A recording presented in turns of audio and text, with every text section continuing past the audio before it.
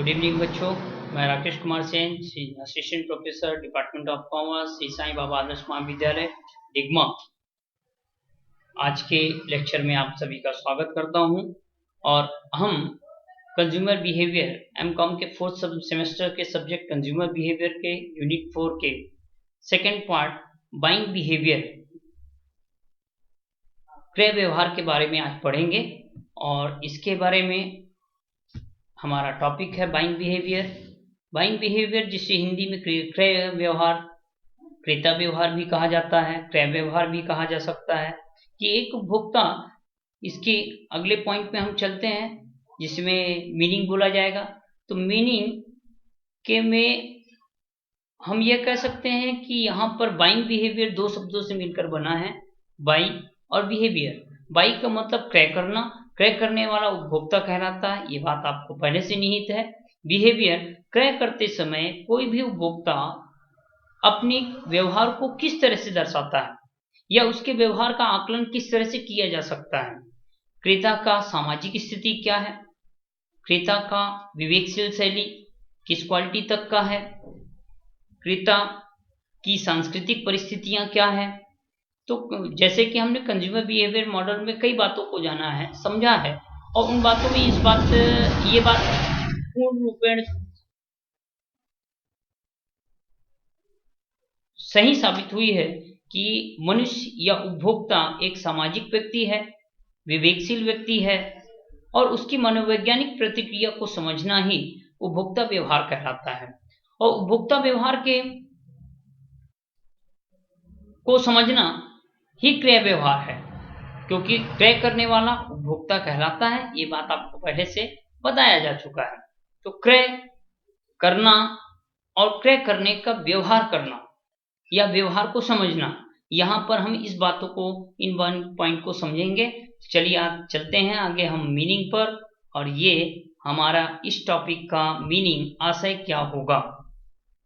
उपभोक्ता विभिन्न जाति, धर्म, भाषा, संस्कृति और सामाजिक स्तरों से बंधे होते हैं, यह तय बात है। और उनके व्यवहार में समानता नहीं होती है। किसी उपभोक्ता को किसी अन्य वस्तु की आवश्यकता होती है, किसी उपभोक्ता को किसी अन्य वस्तु की आवश्यकता होती है। तो अपनी अपनी आवश्यकता के अनुसार प्रत्येक उपभोक्ता वस्तुओं का क्रय करता है। और इन क्रेता व्यवहार को, क्रय व्यवहार को समझने के लिए हमने कुछ पॉइंट्स बनाया है जिसको कुछ भागों में बांटा गया है। नंबर 1, बार्गेनिंग टेंडेंसी, जिसको हिंदी में सौदेबाजी प्रवृत्ति कहा जाएगा। नंबर 2, क्वालिटी या प्राइस टेंडेंसी, जिसे किस्म प्रवृत्ति या मूल्य प्रवृत्ति कहा जाएगा। नंबर 3, ब्रांड और ट्रेडमार्क, ब्रांड या ट्रेडमार्क की चेतना। Number 4, changing consumer pattern role. Number 5, role of womens. Number 6, credit and guarantee, उधार व गारंटी। नंबर 4, कंपेनिंग, शिकायत की प्रवृत्ति। और इसे 7 भागों में बांटा गया है। 7 भागों के एक बार मैं पुनरावृत्ति कर रहा हूं। नंबर 1, बार्गेनिंग टेंडेंसी, जिसे हिंदी में सौदेबाजी प्रवृत्ति कहा जाएगा। नंबर 2, क्वालिटी एंड प्राइस, किस्म और मूल्य। Number 3, brand and trademark. Number 4, changing consumer pattern. Number 4, बदलती हुई उपभोग संरचनाएं। नंबर 5, रोल ऑफ वुमेन्स, स्त्रियों की भूमिका। नंबर 6, क्रेडिट एंड गारंटी, उधार व गारंटी। नंबर 7, कंपेनिंग, जिसे कंप्लेन बोला जाए, शिकायत है। आइए इसे डीप में समझा जाए। क्रेता व्यवहार में अक्सर हम देखते हैं कि बार्गेनिंग टेंडेंसी होती है। एक विक्रेता अपनी वस्तु का मूल्य जब क्रेता को बताता है तो भारतीय क्रेता, अधिकतर इंडियंस ये करते हैं कि ये इतने में दे दीजिए, उसके प्राइस से, क्रेता के द्वारा बताए गए प्राइस से कम प्राइस में मांग करता है संबंधित वस्तुओं का। तो ये बार्गेनिंग टेंडेंसी कि अधिकांश उपभोक्ता क्रय करते समय क्रय व्यवहार में सौदेबाजी करने की प्रवृत्ति होती है, कम करते हैं, बार्गेनिंग जिसे बोला जाए। ये विक्रेता के बनाए गए मूल्यों में से कुछ न कुछ कम करके वस्तु खरीदना चाहते हैं। भारतीय विक्रेताओं में भी वस्तुओं की एक मूल्य नीति नहीं होती है। वह उनके बार्गेनिंग करने में कभी मान भी जाता है उससे कम रेट पर या विक्रेता के रेट पर या थोड़ा डिस्काउंट कर देता है। तो ये भी एक विक्रेताओं में एक मूल्य नीति भी होती है। सौदेबाजी करने की प्रवृत्ति मुख्यतः ग्रामीण उपभोक्ताओं, औरतों और वृद्ध क्रेताओं में पाई जाती है। सौदेबाजी करने की प्रवृत्ति आज भी भारतीय बाजारों में उपलब्ध है। आप सभी को मालूम है या आप भी परचेस करने जाते होंगे तो निश्चित है कि बार्गेनिंग जरूर करते हैं। कुछ वस्तुओं को छोड़कर अधिकांशतः वस्तुओं में बार्गेनिंग की प्रवृत्ति या जिसे सौदेबाजी की प्रवृत्ति कहा जाए तो कहा आता जा रहा, मगर पिछले कुछ वर्षों में इस प्रवृत्ति में कमी पाई जा रही है। क्योंकि आज की डेट पर प्रत्येक उपभोक्ता पढ़ा लिखा हो गया है या पढ़े लिखे उपभोक्ताओं की संख्या में वृद्धि हो रही है। अधिक और आधुनिक विक्रय संस्थानों में एक मूल्य नीति अपनाया जा रहा है। फिक्स रेट बोल दिया जाता है या एक टैग लगा दिया जाता है फिक्स रेट। तो फिक्स रेट का मतलब हो जाता है कि यहाँ पर सौदेबाजी की प्रवृत्ति नहीं चलेगी। इस तरह से बार्गेनिंग टेंडेंसी जो है ये क्रय व्यवहार में अक्सर देखा जाता है। नंबर 2, जिसे हम एक मैच की तरह देख सकते हैं, क्वालिटी एंड प्राइस। किस्म और मूल्य को हम क्या कह सकते हैं कि सामान्यतः हम ये देखते हैं या पाते हैं बाजारों में कम मूल्य की वस्तुएं तो उसमें कम क्वालिटी पर रहती है, उससे अधिक मूल्य की वस्तुएं तो अधिक क्वालिटी की, और अधिक मूल्य की वस्तुएं और अधिक क्वालिटी। जैसे जैसे प्राइस बढ़ेगा वैसे वैसे उसकी क्वालिटी भी बढ़ती जाएगी। इसलिए हम यहाँ पर बोल सकते हैं एक मैच की तरह क्वालिटी वर्सेस प्राइस कि किस्म और मूल्य में दोनों एक दूसरे के विपरीत भी है, दोनों एक दूसरे के समान भी है। यदि किसी व्यक्ति को, किसी उपभोक्ता को अधिक अच्छी वस्तु चाहिए तो उसे अधिक प्राइस या मूल्य देना पड़ेगा। कम प्राइस दे है तो कम उसकी मिलती है। देखिए बाजार में 2 प्रकार की वस्तुएं हमेशा उपलब्ध होती हैं, एक अधिक मूल्य की रहती है और एक वही उसी तरह की दिखने वाली, उसी किस्म की दिखने वाली कम मूल्य की होती है। तो इसको हम ये मान सकते हैं कि अधिक प्राइस वाले में अधिक क्वालिटी रहती है और कम प्राइस वाले में कम क्वालिटी रहती है। इस तरह से तीसरा नंबर पॉइंट, ब्रांड या ट्रेडमार्क।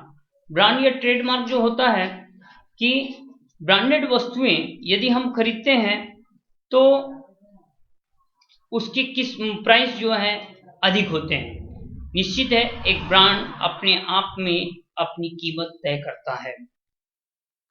वैसे भी भारतीय उपभोक्ताओं के क्रय व्यवहार की तीसरी विशेषता यह है कि अब ब्रांड और ट्रेडमार्क के प्रति अधिक जागरूक दिखाई देते हैं। आज के जो उपभोक्ता हैं वो अधिक जागरूक दिखाई देते हैं। वह ऐसी वस्तुओं को अधिक प्रामाणिक, उच्च किस्म का, हाई क्वालिटी का और विश्वसनीय मानने लगे हैं। जैसे एग्जाम्पल के तौर पर हम देख सकते हैं गोदरेज के ताले, लक्स साबुन, कोलगेट टूथपेस्ट, एसीसी सीमेंट, हाथी छाप सरसों का तेल, लाल हरी सील वाला घी, टाटा का स्टील वगैरह वगैरह। तो ऐसे ब्रांड्स की ओर भी अब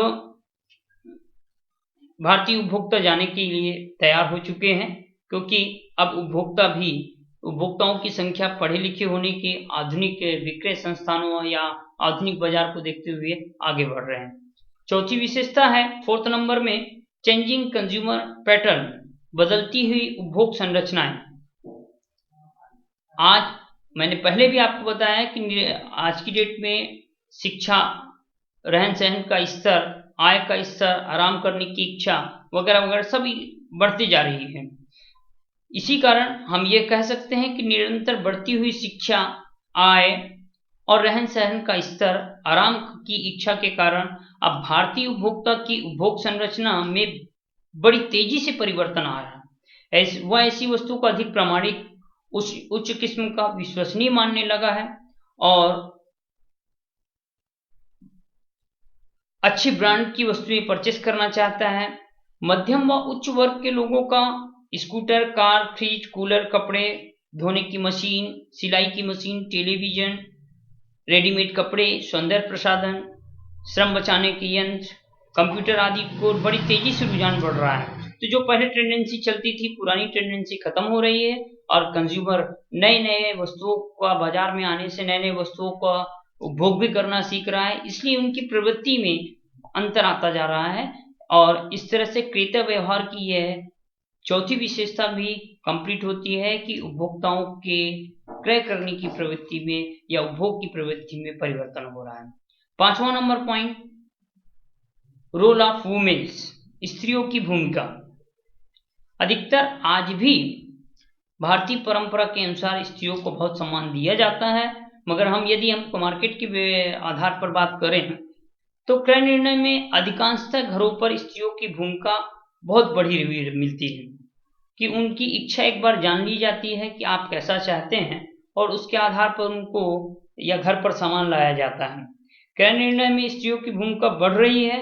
नौकरी करने वाले कर्मचारियों के यहाँ स्त्रियां ही सारे परिवार के लिए क्रय करती हैं। ये आप अक्सर अपने आसपास अपने घर पर देखते भी होंगे कि जो पुरुष वर्ग है यदि वह काम करने जाता है तो घर की सारी वस्तुएं या अधिकांशतः वस्तुओं को लेडीज ही परचेस करती हैं। इसलिए रोल ऑफ वुमेन्स अत्यंत महत्वपूर्ण विशेषता है क्रेता व्यवहार में आज की डेट पर। 6 नंबर पॉइंट में चलते हैं, credit and guarantee. Credit and guarantee, उधार और गारंटी दोनों। उधार की यदि सुविधा मिल रही है तो क्रेता का रुझान उधर भी रहता है कि बाद में हम पेमेंट कर देंगे, अभी हम जरूरत की वस्तुएं खरीद लेते हैं। यह एक प्रकार की फैसिलिटी है, सुविधा है, और इस सुविधा का लाभ सभी कोई लेना चाहते हैं। दूसरी गारंटी। गारंटी, यदि कोई उपभोक्ता को कोई वस्तु क्रय करने के बाद भी गारंटी दी जाती है कि ये आपका रिप्लेस हो जाएगा, बन जाएगा, तो उपभोक्ता अपने आप को सिक्योर महसूस करता है, सुरक्षित महसूस करता है। इसलिए अब भारतीय क्रेताओं को उधार और गारंटी की सुविधा मिलने के कारण उनमें नई क्रय प्रेरणा आने लगी है, जिससे व्यापार का विकास हो रहा है। और इस तरह से हम कह सकते हैं कि उधार व गारंटी भी, क्रेडिट एंड गारंटी भी क्रेता व्यवहार का एक महत्वपूर्ण विशेषता है। नंबर 7 है कंप्लेनिंग, शिकायत की प्रवृत्ति। भारतीय क्रेताओं में धीरे धीरे शिकायत की प्रवृत्ति बढ़ रही है। यदि क्रेताओं की वस्तु को किस्म या गुण से शिकायत होती है तो वह समाचार पत्रों अथवा शिकायती पत्रों से अपना विरोध प्रकट करता है, और यदि और भी ज्यादा शिकायत है तो कंज्यूमर प्रोटेक्शन एक्ट में भी जा सकता है। इस तरह से आज की डेट पर किसी वस्तु पर यदि कोई शिकायत मिलती है या आती है या उपभोक्ता देखता है कि यह जिस तरह से वर्णित था उस तरह से उपभोग में नहीं आ रहा है, तो उसके सुरक्षा के लिए बहुत सारे उपाय भी हैं, और यह भी एक क्रेता व्यवहार की विशेषता है कि क्रय करते समय क्रेता इन बातों को ध्यान में रखता है। अंततः हम ये कह सकते हैं इन 7 पॉइंट से क्रेता व्यवहार को जान लेना या क्रेता व्यवहार की विशेषता को समझ पाना आसान होता है। Thank you. इतना कहते हुए मैं यहाँ पर आपके यूनिट 4 को कंप्लीट करता हूँ। Okay, thank you.